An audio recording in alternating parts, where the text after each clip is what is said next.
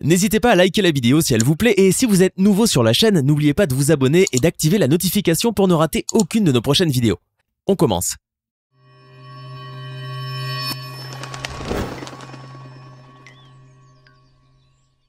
Des entraîneurs qui se déshabillent pour protester contre l'arbitrage à un athlète qui utilise un pot de fleurs pour franchir un obstacle, découvrez aujourd'hui les moments inappropriés du sport diffusé en direct. Les derniers combats en lutte gréco-romaine des Jeux Olympiques de Rio ont abouti à un striptease sur le tapis. Non, vous ne rêvez pas.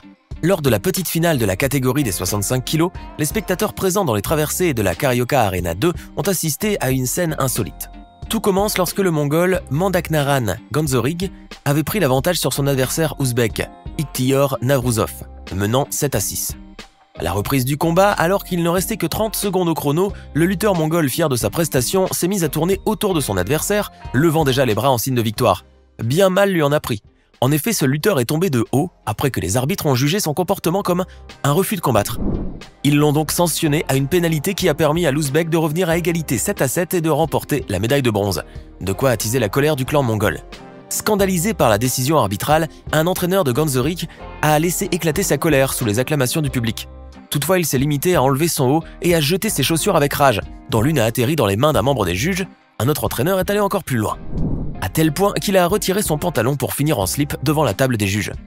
Bien entendu, peu de temps plus tard, les deux entraîneurs ont été conduits hors de l'enceinte sportive par la sécurité. Mais ce n'est pas le pire. Ces protestations sous forme de striptease n'ont rien changé aux décisions des arbitres. Néanmoins, ils ont offert au public et aux internautes un moment mémorable. En 2019, la cérémonie de remise des prix de patinage artistique en France s'est transformée en un événement pour le moins comique. La raison ? Eh bien, le président de Grenoble-Alpes Métropole, Christophe Ferrari, a donné la médaille d'or à Mariabel, sauf que cette dernière était arrivée en réalité à la 3e place du podium. Ainsi, après avoir accepté le prix et remercié chaleureusement l'homme, Mariabel, toute sourire, ne s'était vraisemblablement doutée de rien jusqu'à ce que l'américaine Alina Zagitova, arrivée en 2e position, l'informe que la médaille devait être remise à Alena Korstunaya, la gagnante de la compétition. Sans plus tarder, Mariabel s'est excusée, mais devant une pareille erreur, les 3 championnes n'ont pas pu s'empêcher d'éclater de rire. Quant à Christophe Ferrari, il a finalement remis les 2 autres médailles aux gagnantes et cette fois, sans commettre d'erreur. Néanmoins, on imagine que ce moment du sport a de quoi marquer les esprits, surtout que le protocole d'une telle cérémonie est habituellement très strict. C'est bien connu, au steeple, les athlètes se doivent de courir 3000 mètres tout en faisant face aux nombreux changements de rythme imposés par le franchissement de 5 barrières tous les 400 mètres, dont une barrière avec rivière. Toutefois, un athlète a apparemment trouvé un moyen pour rendre la compétition moins complexe. Il s'agit du Papou-néo-guinéen Sapola Yao. Lors des Jeux du Commonwealth de 2010, ce dernier était en train de courir sur le terrain tout comme ses autres adversaires. Cependant, lorsqu'il est arrivé à la fosse remplie d'eau, l'athlète a choisi de ne pas la franchir en sautant la barrière. Au lieu de cela, il a préféré opter pour une toute autre solution. En effet, pendant qu'il s'approchait de l'obstacle, Sapola Yao a repéré des pots de fleurs juste en dessous de la barrière. Ainsi, il a simplement utilisé l'un d'eux comme appui avant de franchir la barrière d'une manière aussi étrange que comique. Grâce à sa tactique, il n'a eu aucun besoin de rassembler l'énergie pour sauter l'obstacle. Bien au contraire. Celle-ci lui a même permis de reprendre son souffle. Sans surprise, l'homme s'est retrouvé disqualifié de la compétition.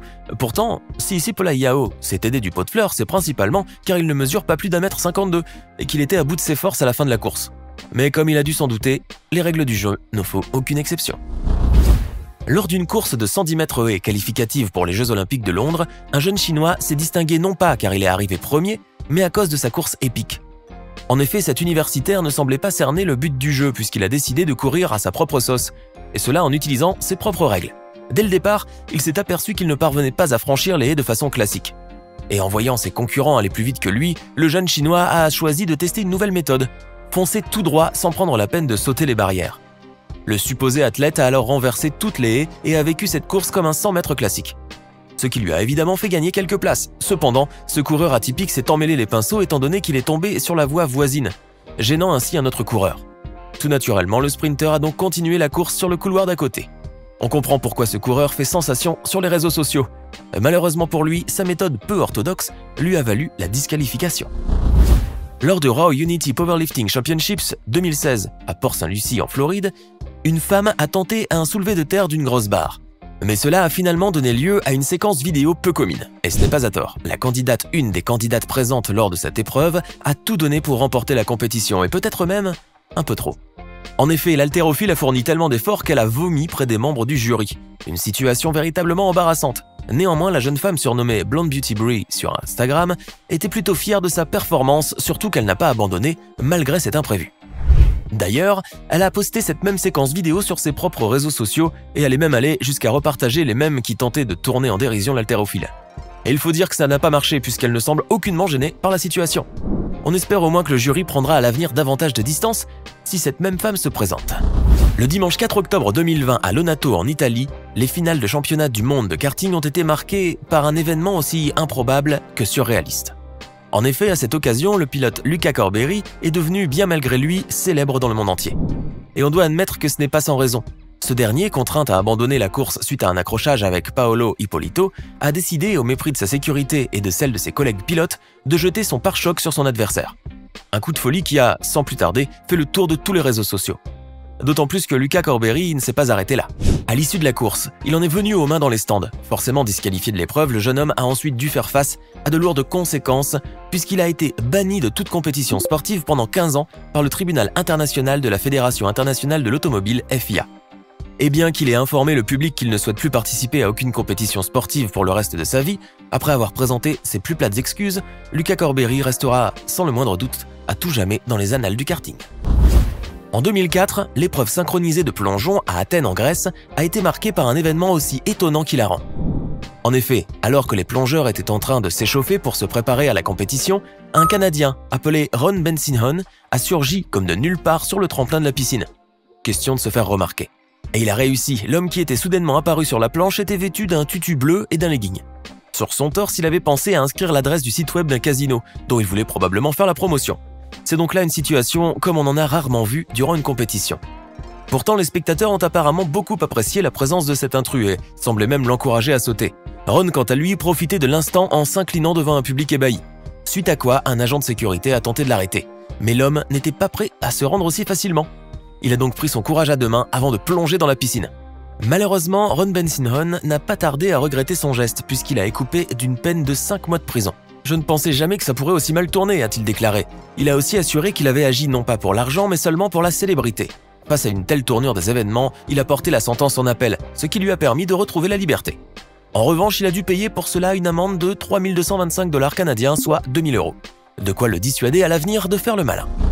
Aux Jeux Olympiques 2018, le Nord-Coréen Yong Kwang-bom n'a pas brillé de la meilleure des manières sur les séries du 500 mètres de patinage de vitesse sur piste courte. Loin de là.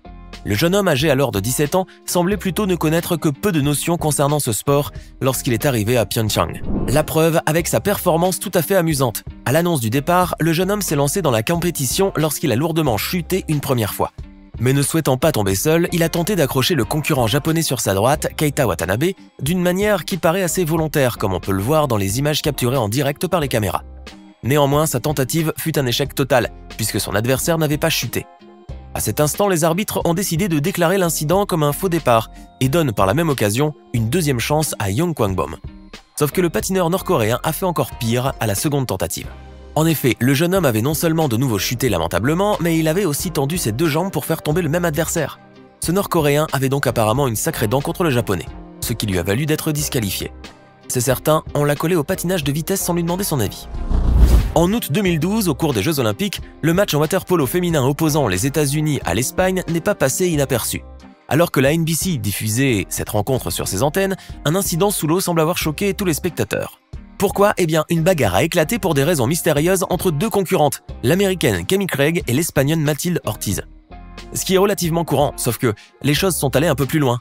En effet, l'américaine a fini par arracher le maillot de sa concurrente et un téton a fait son apparition à l'écran. Un moment probablement très embarrassant pour la jeune espagnole, bien qu'il fût très bref. Et comme on pouvait s'y attendre, cet incident a suffi à déclencher une véritable polémique. S'en est alors suivi un déferlement de commentaires sur les réseaux sociaux, notamment pour critiquer la chaîne américaine. Maintenant, à votre tour de nous dire en commentaire lequel de ces moments est, selon vous, le plus inapproprié. Et si cette vidéo vous a plu, n'oubliez pas de laisser un pouce bleu, de vous abonner à la chaîne et d'activer la cloche pour recevoir toutes les notifications et ne rien rater de nos prochaines vidéos.